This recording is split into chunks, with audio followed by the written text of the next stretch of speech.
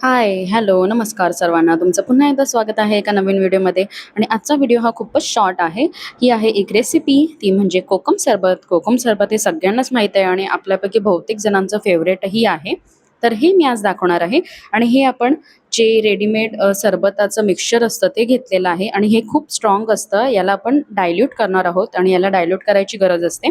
त्यामुळे यामध्ये आपण पाणी नाही टाकलेलं आहे, भरपूर असा आईस टाकलेला आहे, म्हणजे हे थंडगार राहणार आहे. कारण आईस वितळून तसं पण पाणीच होणार आहे आणि त्यात पुन्हा आपण थंड करण्यापेक्षा नॉर्मल वॉटर घालून डायरेक्ट आईस त्यात टाकलेला आहे आम्ही.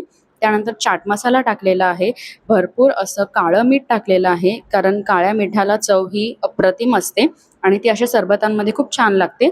आणि चाट मसालाही तुम्हाला माहीतच असेल किती मस्त लागतो अशा सरबतांमध्ये किंवा आपण कैरी बनवतो त्यामध्ये. तर हे सगळं मी टाकलेलं आहे. त्यानंतर या मिक्सरमध्ये आपण हे थोडंसं मिश्रण घेऊन चांगलं असं फिरवून घेणार आहोत. बघू शकता तुम्ही व्हिडिओमध्ये मस्त असं फिरवून घेतलेलं आहे मी.